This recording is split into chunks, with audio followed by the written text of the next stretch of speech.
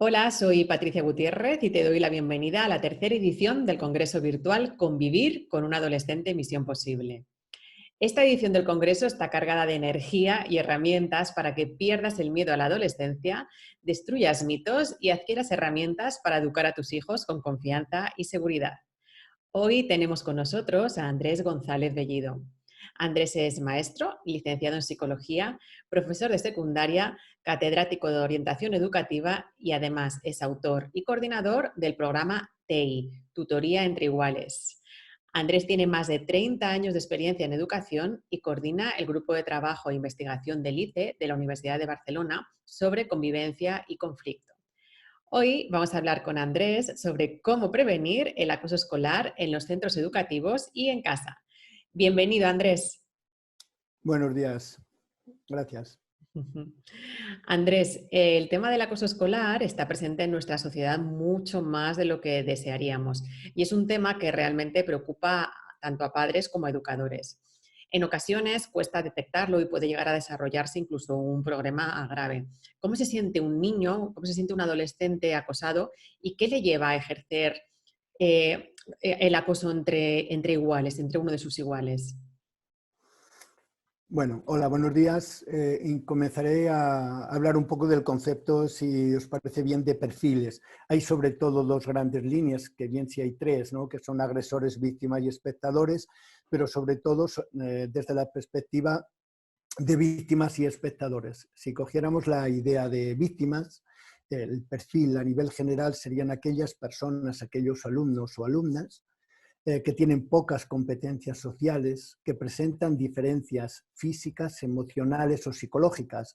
Se considera que aquellas personas que tienen diferencias importantes tienen una situación de acoso escolar superior al 70%.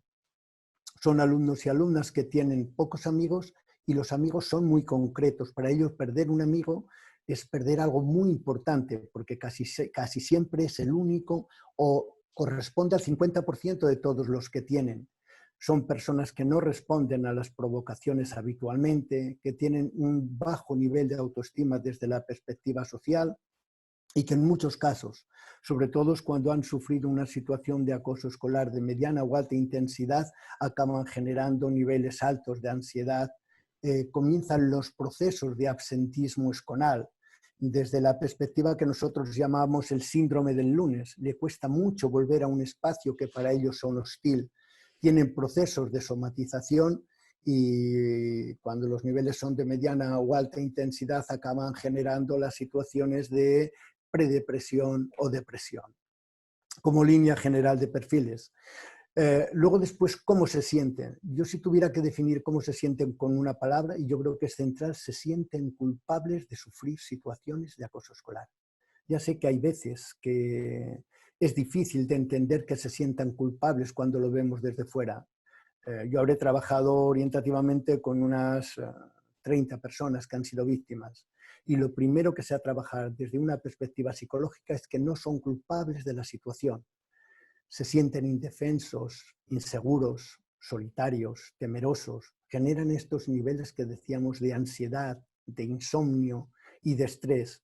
No entienden por qué son ellos o ellas las que sufren esta situación de acoso escolar. Esto desde la perspectiva de autopercepción.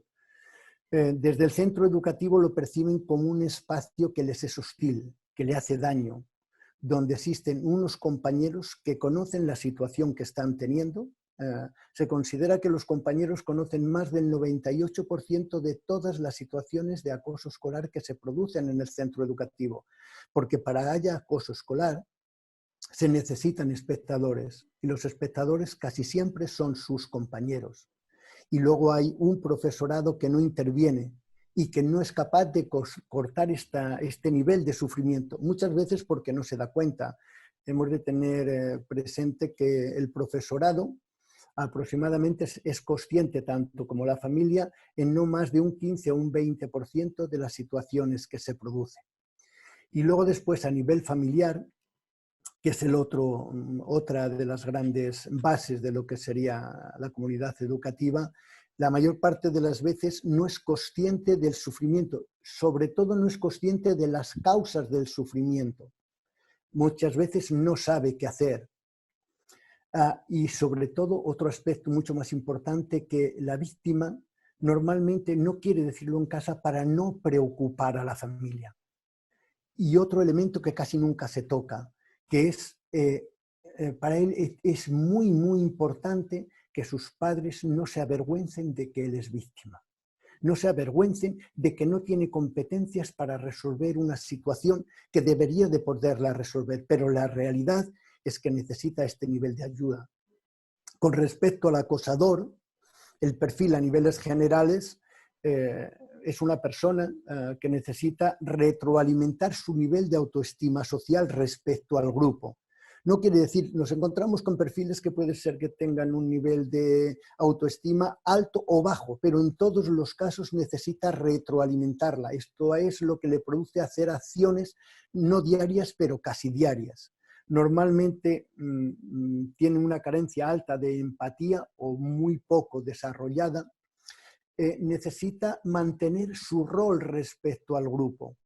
Y esto le crea otro de los elementos fundamentales, que es una persona que tiene muy poca tolerancia a la frustración y cuando no es capaz de conseguir algo, casi siempre utiliza la violencia.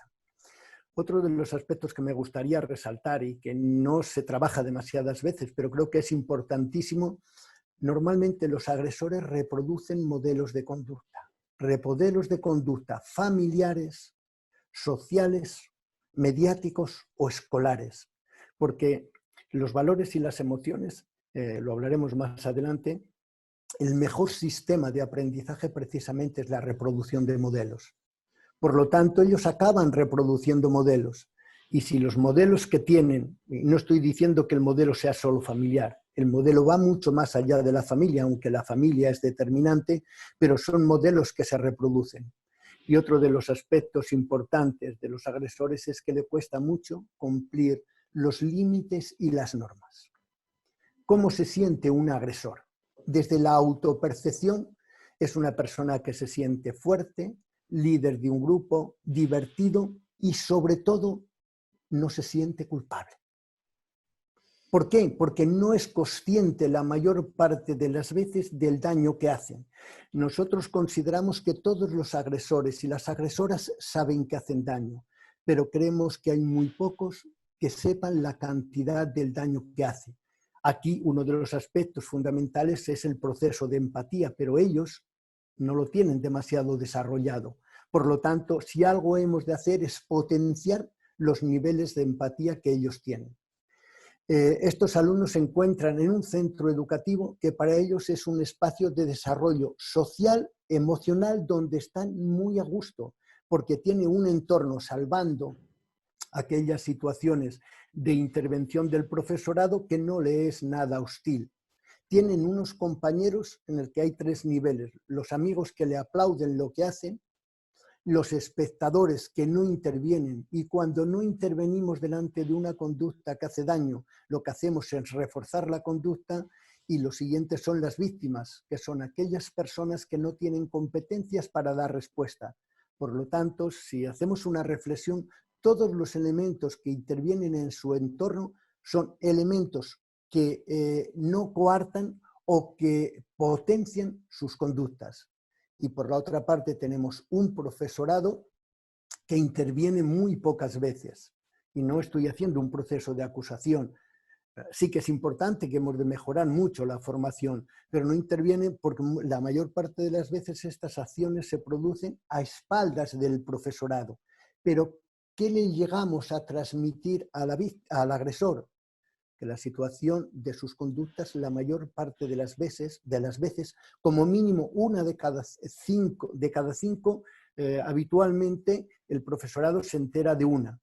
Por lo tanto, hay 4 en el que él percibe el concepto de impunidad. Por lo tanto, es su espacio, un espacio en el que, bueno, se puede desarrollar o puede seguir haciendo aquello que considera que hace. Y dentro de la otra pata, que es la familia, desde la perspectiva del agresor, las familias no es consciente de la situación de un agresor en más de un 80% de los casos. Lo permite, entre comillas, porque su hijo no es quien sufre. Y otro de los aspectos importantes, no se da cuenta de que la reproducción de modelos que está haciendo su hijo, y digo en la mayor parte de los casos, proviene de la familia. Y es un elemento muy importante a tener en cuenta. Con respecto a simplemente los espectadores, yo si tuviera que decir solamente una frase diría que si no actúan los espectadores no acabaremos con el acoso escolar. Y el mismo concepto de antes, delante de una situación de violencia o de conflicto, hemos de actuar siempre. Qué interesante. Andrés, en vuestro programa trabajáis la base para que el acoso no se dé, trabajáis la prevención y sobre todo en centros escolares.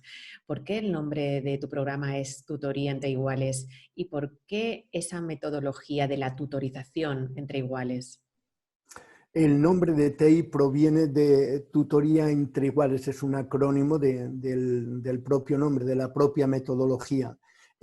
¿Por qué la metodología de Tutoría entre Iguales? Antes de empezar a hacer el desarrollo, el programa TEI comienza a aplicarse en centros educativos nada más comenzar el año 2000, el inicio del siglo XXI, pero antes lo que hicimos es análisis de las diferentes estrategias o metodologías que facilitan una convivencia lo más sana posible. Y en este meta-análisis longitudinal lo que acabamos viendo es que la mejor de todas las metodologías que existe para trabajar la convivencia y la interrelación entre humanos, incluso desde la perspectiva de aprendizaje, es la tutorización entre iguales. Esta puede ser muy diversa.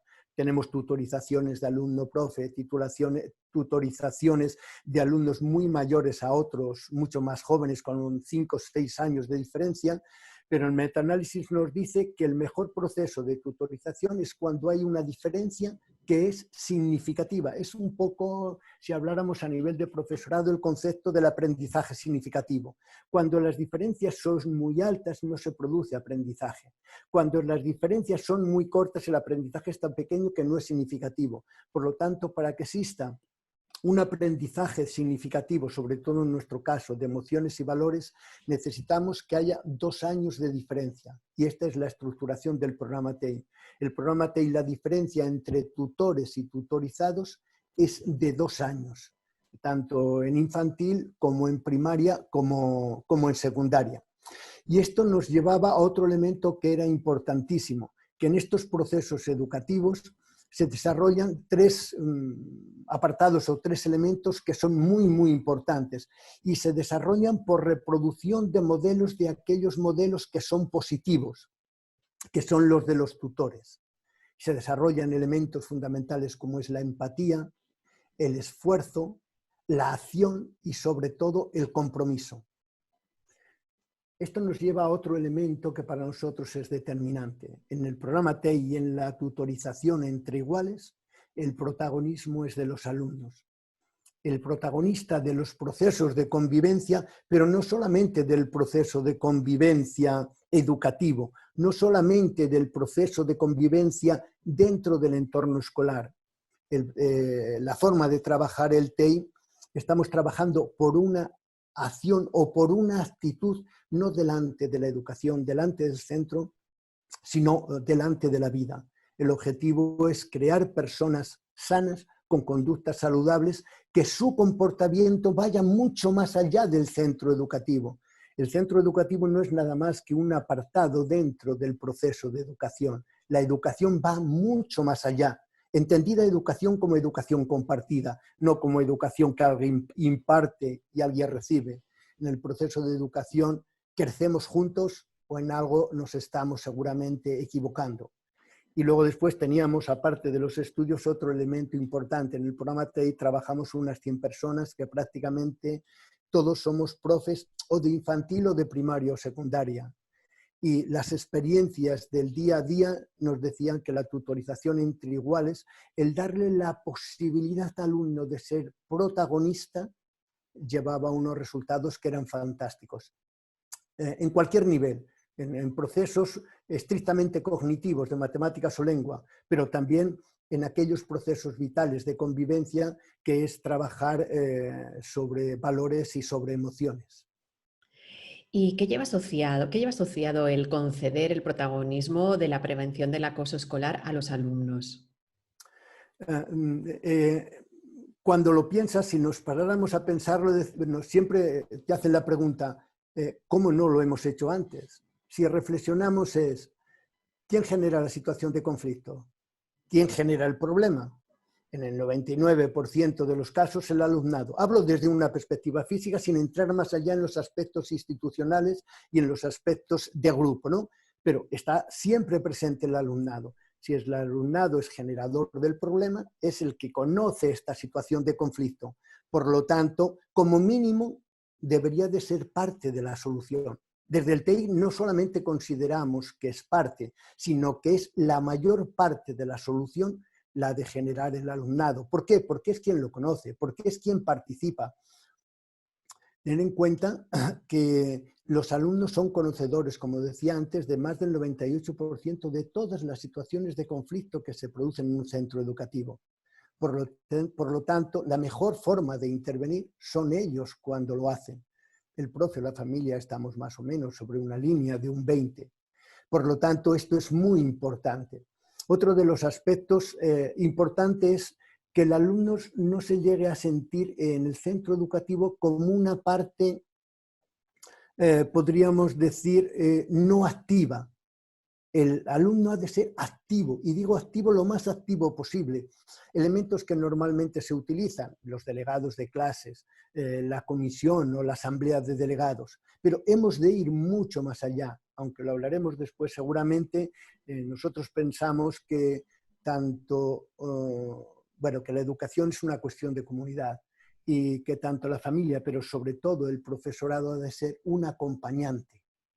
Ha de ser aquella persona que acompaña, no que dirige y determina, sino que acompaña en el camino, que en un momento puede asesorar, yo ni diría ni siquiera aconsejar, porque el consejo implica una direccionalidad. Un asesor es una persona que te pone diferentes opciones en la mesa para que tú elijas. Yo, si tuviera que determinar, y lo decimos muchas veces en las formaciones, como una máxima, como profe, creo que hemos de aprender a dar un paso hacia atrás para que nuestro alumnado sea el protagonista de su proceso de aprendizaje, de su proceso de convivencia, incluso de su proceso vital. Y si con un paso hacia atrás no hemos sido capaces de que los alumnos sean el protagonista, hemos de hacerlo dos.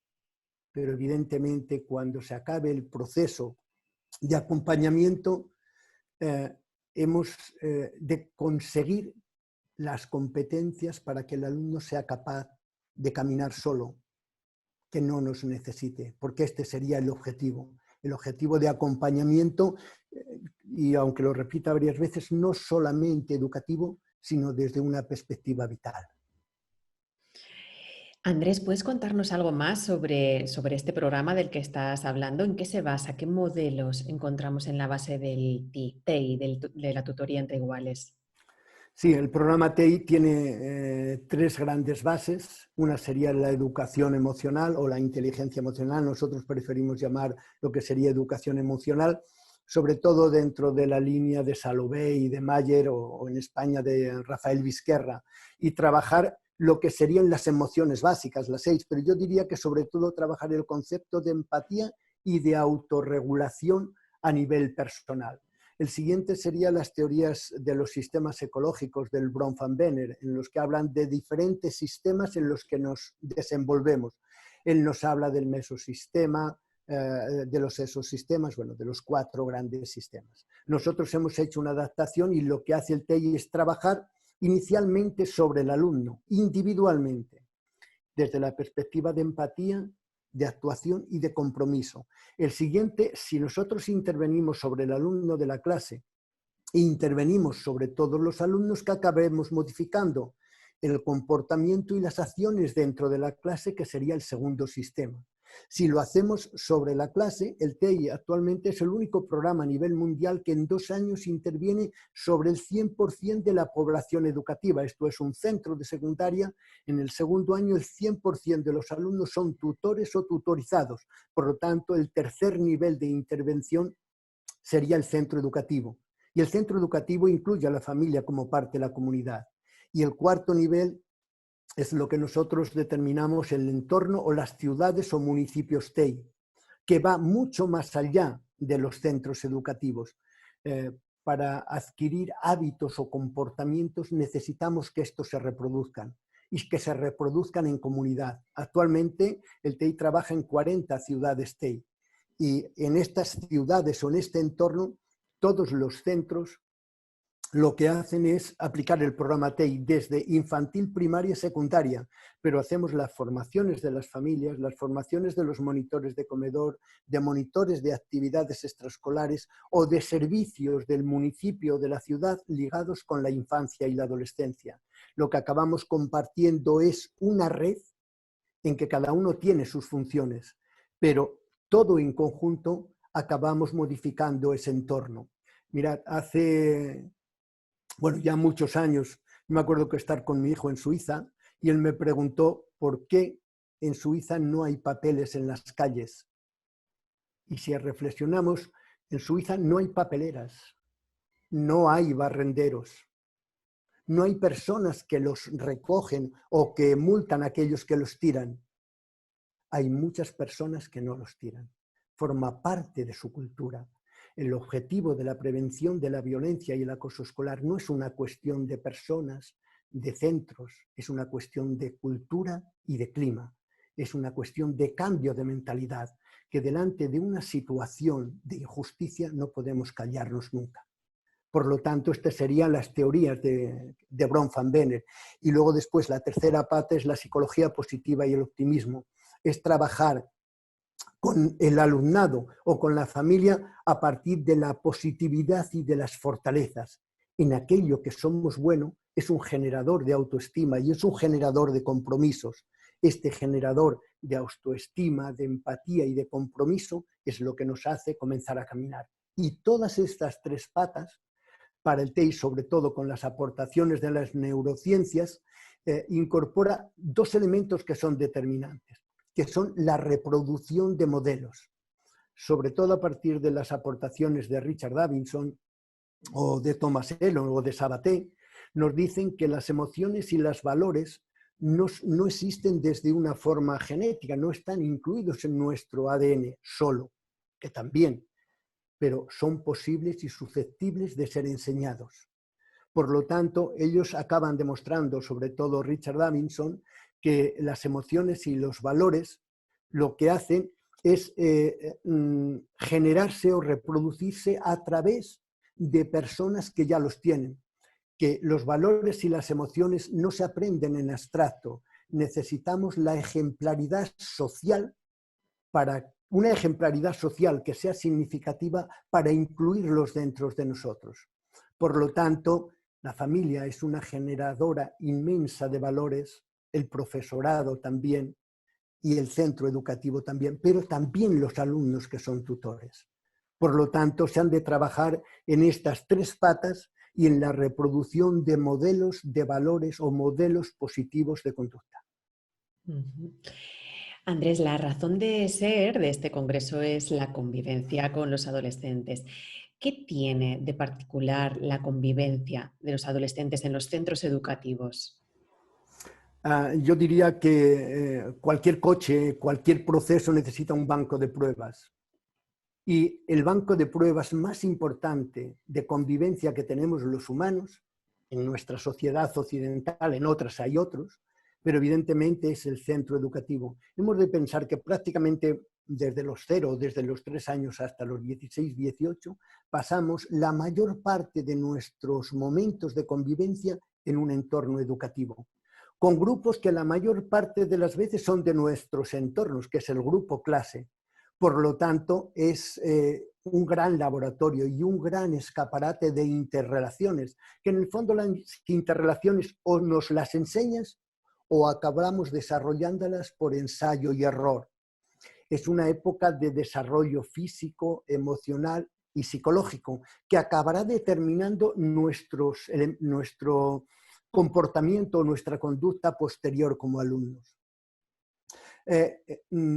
Si nos fijamos en los centros educativos, todo está impregnado de convivencia, vivir con el otro, diferentes edades, diferentes formas de creencias, diferentes formas de entender la vida. ¿Qué hemos de hacer? El desarrollo de la empatía para ser capaces de entender al otro. El desarrollo del respeto para respetar esas diferencias. Y si algo no funciona, el desarrollo del compromiso para modificarlas. Estos tres elementos son vitales. Empatía para entender, respeto para ser capaces de que el otro es tan diferente a nosotros que es igual.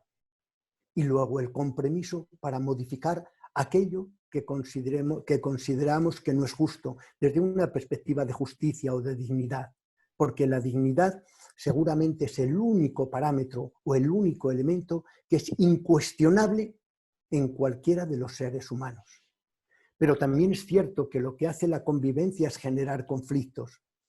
Por lo tanto, es importante generar un modelo de resolución de conflictos mediante elementos que no sean, ¿cómo diría yo?, que no sean de violencia, que sean de generación de conductas saludables. Pero ya no solamente esta resolución de conflictos ha de ser de forma individual, que también ha de ser elemento básico de comportamiento de toda la comunidad.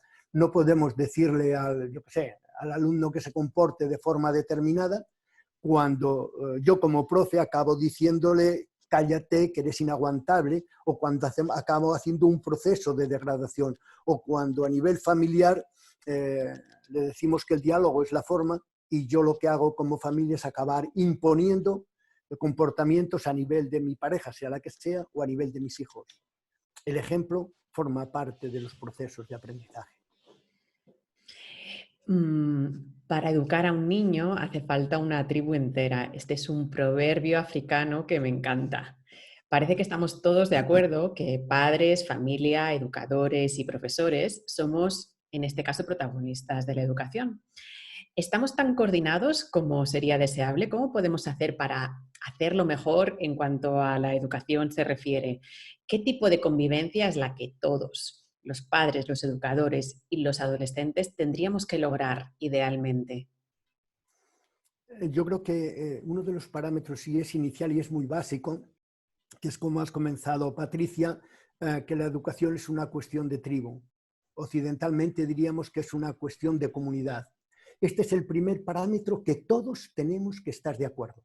Si no estamos de acuerdo, no avancemos más, porque todo lo demás que venga después estará equivocado si no estamos de acuerdo que la educación es cuestión de profesorado, de alumnado y de familia. Y el siguiente parámetro, que es el entorno. Por lo tanto, es una cuestión de comunidad. Y esta cuestión de comunidad es la que comenzará a trabajarse dentro del centro educativo, incluso a nivel de entorno. La implicación de la comunidad no solamente es un deber, es también una obligación, tanto individual de cada una de las personas que la integran, como de las instituciones que hay. Por ejemplo, yo qué sé, Consejería de Educación. Ya no solamente es un deber, es un derecho que tiene el alumnado, que en su proceso vital de desarrollo sea acompañado por todas las personas de la tribu o por todas las personas de la comunidad. Y es cierto que existen en la mayor parte de los casos, y los que somos docentes o trabajamos con familias y centro educativo, siempre se manifiestan ciertas reticencias en las relaciones de familia y escuelas. ¿Cómo hemos de hacerlo? Mediante el diálogo. Queramos o no, el objetivo de los dos es hacer juntos un camino que es incierto, pero que es maravilloso, que es la educación de nuestros hijos o de nuestros alumnos. Por lo tanto, es cierto que para la familia, los hijos o las hijas son el gran tesoro que tienen en esta vida. Pero yo os puedo asegurar, como padre, pero también como profe o como director de un centro que he estado, que para el centro educativo y para el profesorado también el elemento más preciado que tienen, o el gran tesoro que tenemos en el centro educativo, son nuestros alumnos y nuestras alumnas. Y es muy importante que este aspecto de comunidad, de trabajar todos juntos en una misma dirección, es lo que nos lleve a tener una educación lo más sana posible. Es cierto que luego hemos de tener elementos como programas o como estrategias o como metodologías, que las llevemos a cabo y que nos funcione. Un aspecto determinante es que las metodologías que utilicemos sean metodologías que inicialmente tengan evidencias científicas de resultados, porque eso de entrada es una garantía que hacen lo que dicen que hacen. Consideramos que la familia es uno de los pilares importantes tanto en la educación como en la prevención de la violencia y del acoso escolar. ¿Qué puede aportar la familia en la prevención tanto de la perspectiva del acosador como la de la víctima? ¿Y cuáles son las pautas a seguir si una familia sospecha que su hijo es víctima o que su hijo es acosador, o también le cuentan un caso y se da cuenta de que su hijo es espectador? También yo pondré como premisa la parte inicial, el concepto de educación como comunidad. La situación que hay muchas veces que se produce de familias que dice el centro no hace nada, o la situación desde el centro, las familias son unos quejicas. Y hablo desde un lenguaje bastante llano. Cuando hablamos de comunidad, la situación es decir, ¿qué podemos hacer juntos para solucionar un problema que tenemos juntos?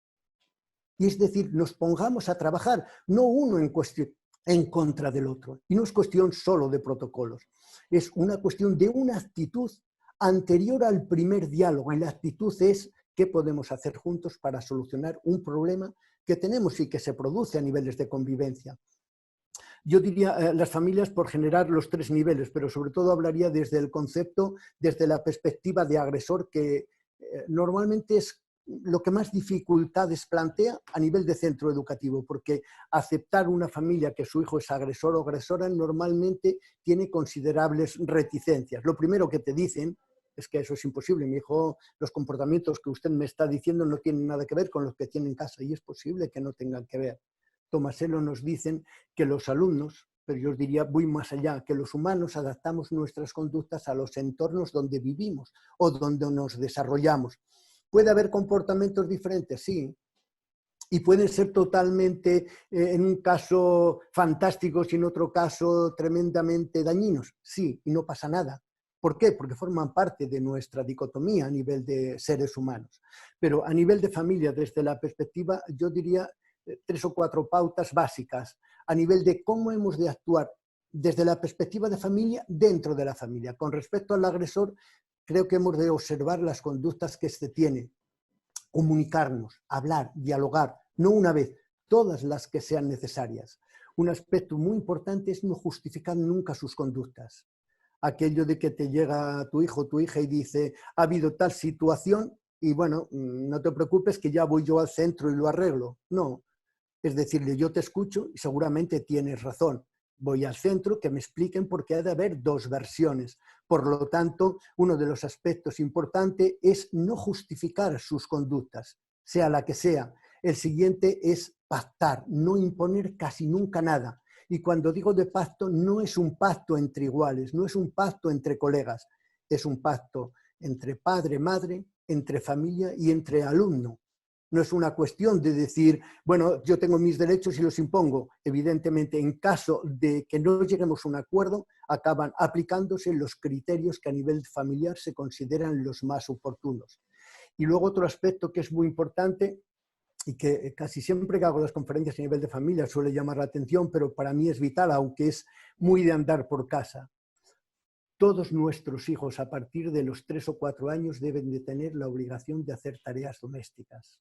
La familia es un equipo que comparte derechos y obligaciones. Y si en un niño de 3 años la tarea es llevar una servilleta de papel en la mesa, es suficiente, forma parte de la tarea que tienes como equipo. Y si en un adolescente la tarea que tiene, yo qué sé, a la hora de comer es llevar los vasos o llevar los cubiertos, que lo haga. No aquello que muchas veces hacemos en familia, es que a mí me resulta fácil, y suelen decirlo la mayor parte de las veces aquellas personas que son madres, que son más conscientes de estas situaciones. Y ya lo llevo yo, ya lo hago yo. No, esto es parte de la educación. No lo debes de hacer tú. ¿Por qué? Porque el alumno o tu hijo debe tener el concepto de que está en un equipo y que la familia es un equipo donde todos colaboran. No es un espacio donde lo tienen todo hecho. Una familia explica deberes y obligaciones y implica esfuerzos. y esto se ha de hacer. Por lo tanto, fundamental desde la perspectiva de agresor, pero también desde la perspectiva de víctima. Bueno, yo como psicólogo y especialista en evolutiva, yo os diría que a partir de los 3 años la familia es un equipo en que todos tenemos nuestras tareas a desarrollar, adaptadas a nuestros niveles competenciales, evidentemente, pero el concepto de equipo ha de estar presente.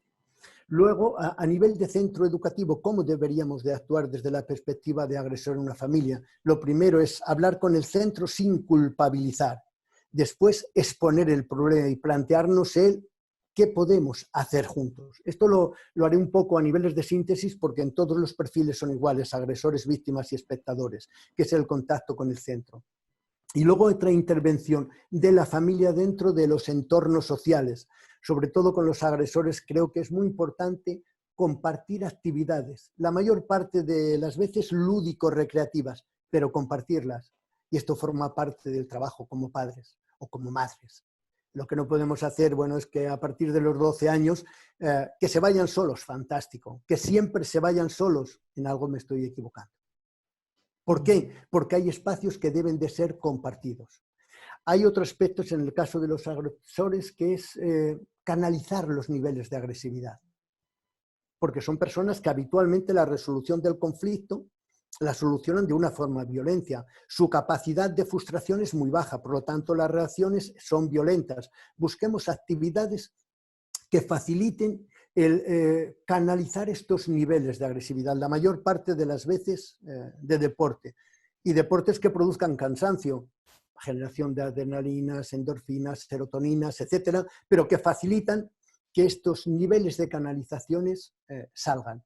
Y otro que es importante, aunque es difícil de hacer, yo le diría a todas las familias que conozcan los grupos donde están sus hijos, pero que no los condicionen o que determinen a su hijo no vayas o no te acerques a este grupo, pero sí que los conozcan, porque esto ¿qué le producirá? Algo que es fantástico, que es conocer qué entornos tiene. Por lo tanto, si sistematizáramos o resumiéramos, diría a nivel desde la perspectiva de agresor, no juzgar nunca a tu hijo o a tu hija, sino juzga su comportamiento. Porque si juzgas la identidad y le acabas diciendo es que no sirves para nada, estás haciéndole un daño realmente impresionante. Si lo que estás juzgando su comportamiento, el comportamiento y las conductas se modifican. Otro aspecto importante, no minimices ni justifiques que lo que ha hecho. Si ha sido importante o ha sido doloroso, se ha de tratar como doloroso. El siguiente es afrontar cualquier problema, hablarlo. El siguiente es trabajar la empatía, que sea capaz de ponerse en el lugar de la persona que ha recibido su conducta y establece siempre medidas reparadoras, medidas que reparen en parte el daño que ha hecho. Seguramente es una de las asignaturas pendientes que tenemos en educación. No es cuestión de enviar a un agresor o a una persona que ha tenido una conducta disruptiva una semana a casa. Casi nunca sirve para nada. Ha de haber una reparación y la reparación implica la autopercepción del agresor de que ha hecho daño, pedirle disculpas a la víctima y seguramente también a niveles de clase si esto se ha producido en un entorno público. Estas medidas reparadoras facilitan la no reproducción de estos modelos. Con respecto al siguiente apartado, que serían las víctimas, cuando estemos en una familia en que tengamos indicios de que nuestro hijo puede tener una situación de estar sufriendo situaciones de acoso, aunque sea de baja intensidad, elementos que tenemos que tener en cuenta. No le digas nunca que lo solucione él solo. ¿Por qué? Porque si en algún momento te pide ayuda, lo que no le puedes decir, bueno, ya sabes lo que tienes que hacer, y yo que sé, supongamos que es una situación de violencia, aquello que se dice demasiadas veces, cuántas veces te he dicho que si alguien te pega o alguien tiene determinado comportamiento, te das la vuelta y le das el doble. Si te viene a pedir ayuda, es un SOS en el que nos dice, no puedo más. Si yo lo hubiera podido solucionar, ya lo hubiera hecho. Si no le das esta ayuda, lo más normal es que no te lo vuelva a decir. Otro de los aspectos importantes es no reaccionar de forma brusca, de forma de acabarle pegando la bronca por algo que viene a hacer. Otra es evitar que tenga los sentimientos de culpa, que el culpable de sus no competencias para dar respuesta lo tiene él, porque lo que hacemos es un doble proceso de estigmatización. Seguimos haciéndole mucho más daño. Hemos de pensar que la casa es la última cueva que queda cuando no queda ninguna cueva. Ha de ser un espacio de confianza, de empatía o de ayuda, pase lo que pase. Esto no quiere decir no tratarlo. Esto no quiere decir comprender todo. Quiere decir que te escucho, lo hablamos, pero cuentas conmigo siempre que lo necesites. El siguiente aspecto sería que tenga tareas domésticas, siempre. Las tareas domésticas para una persona que es víctima se constituyen en un reforzador tremendo de autoestima. Situación real. Madre que te dice, yo qué sé, 12 años, situaciones de acoso o de bajo niveles de desarrollo de autoestima, y cuando le preguntas qué hace en casa, nada, situación habitual, yo ya estoy en casa y ya lo hago yo. Pero no sé, le puedes decir, yo qué sé, que baje a los 12 años a buscar, yo qué sé, el pan que lo tienes debajo de casa. Sí, pero es que me crea ansiedad, no me quedo tranquila. No, pero si estamos hablando de educación, a mí el que tú como te quedes, y hablo duro, me importa muy poco, el objetivo es tu hijo. Y tu hijo, si baja a buscar el pan, cuando suba, acabará pensando, soy capaz de ir a buscar el pan. Y el día siguiente, soy capaz de ir a buscar el agua. Y al día siguiente, aquello que haga. Los niveles de sobreprotección son tremendamente dañinos, sobre todo para aquellas personas que no han desarrollado un alto nivel de autoestima. Por lo tanto, la potenciación de autoestima es una necesidad. Si lo hemos de trabajar las tareas con agresores, que se han de trabajar desde otra perspectiva, en el caso de las personas que han sufrido acoso escolar, es uno de los elementos más importantes para desarrollar los niveles de autoestima. Con respecto al centro educativo, se produce la mayor parte de las veces aquella situación de que la familia va al centro educativo y en demasiados casos está saturada de determinados comportamientos y no hace aquello que comentábamos antes, qué podemos hacer juntos delante de un problema que tenemos, aunque después lo comentaré cómo sería la intervención. Y a nivel social, la situación es muy semejante al del agresor, desde la otra perspectiva. Comparte actividades lúdico-recreativas y deportivas, que sea un elemento de cohesión y sobre todo un elemento de desarrollo en niveles de confianza, de autoconcepto y de autoestima. Facilita que conozca grupos nuevos, donde no se produzcan las situaciones que puede ser que se estén realizando en el centro educativo. Estos grupos nuevos parten de situaciones no conocidas. Y si son grupos donde tu hijo o tu hija sea un poco mayor, mejor, porque eso le facilitará tener la percepción de ser líder, entre comillas, pero sí de generar elementos de ayuda al otro, potenciar o fortalecer los niveles de autoestima y derívale responsabilidades, aunque sean responsabilidades de baja intensidad y sobre todo refuerza el logro de estas actividades, que cuando venga tu hijo con el agua le diga, fantástico, has venido muy rápido, aunque no le digas, has sido capaz de traer el agua, pero sí, has venido muy rápido, lo has hecho muy bien, estoy orgullosa de ti. Y si en algún momento tienes dificultades, invéntate una historia como padre o como madre, decirle que te duele de la espalda y que no puedes cargar con peso y que tu hijo tiene que traer un paquete de 5 botellas o de 6 botellas de agua y que te lo hagas desde una vertiente emocional. Él se sentirá muy bien porque te está ayudando y tú habrás conseguido el objetivo que quieres, que es fortalecer el desarrollo de sus niveles de autoestima. La responsabilidad es un compromiso vital para los desarrollos de niveles de autoestima. Yo diría, a niveles un poco de síntesis, la casa ha de ser la cueva de seguridad que queda cuando todo falla. Se ha de comprender a tu hijo, no culpabilizar. Asigna tareas domésticas. Potencia la autoestima y los niveles de autonomía. Y sobre todo, evita los niveles de sobreprotección. Yo diría a nivel de familia, aquello que decía a nivel de profesorado. A nivel de familia, no hagas por tu hijo nada que él sea capaz de hacer. Y hemos de ser capaces, como madres o como padres, de dar un paso hacia atrás para que tu hijo sea protagonista también en entornos familiares. Y si con un paso no es suficiente, da dos. Pero es muy importante que tu hijo acabe siendo protagonista de su proceso interno a nivel familiar, lo cual nos llevará a un proceso de desarrollo vital de autonomía. Como síntesis, a nivel de centro educativo, la actuación, da igual que tu hijo sea agresor, víctima o espectador. Lo primero que hemos de hacer como familia, habla con tu hijo o con tu hija. Y si crees que hay una situación de conflicto como agresor, como víctima o como espectador, habla con el tutor o con la tutora del centro educativo, donde se solucionan cercano al 90% de las situaciones de conflicto que se producen. Hablamos cuando se producen los primeros síntomas. Y si no se soluciona el problema, habla con el orientador o la orientadora. Y si no se soluciona, con la dirección, pero en este sentido siempre.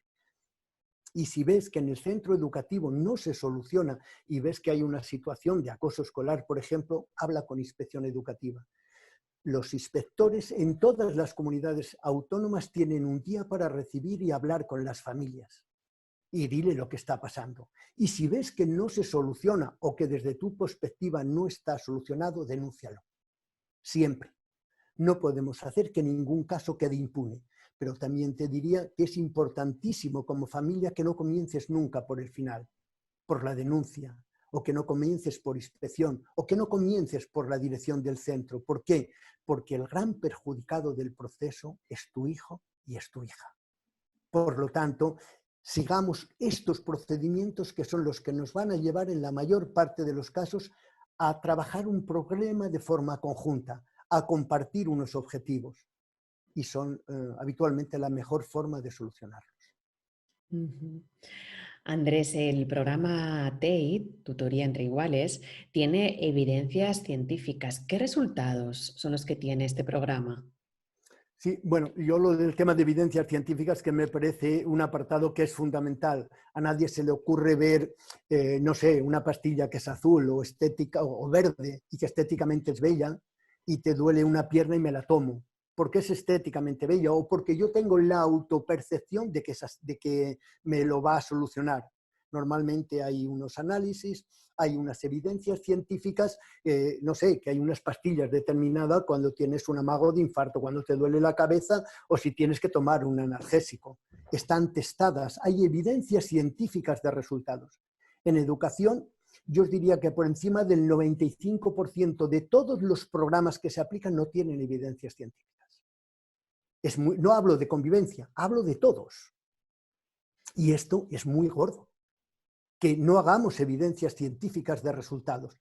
Por lo tanto, uno de los elementos más básicos que existe es que haya evidencias científicas. El programa TEI tiene dos niveles de evidencias. Una, lo que sería la evaluación interna del centro, que nos lleva a que estadísticamente, y esto no son evidencias científicas porque es interna del centro y no tiene un análisis científico, pero sí estadístico, que el 98% de los centros que aplica TEI no hay situaciones de acoso escolar, que los alumnos tutores son voluntarios y que en primaria, en secundaria, se apuntan el 96% de los alumnos de forma voluntaria a ser tutores y en primaria el 99,9%.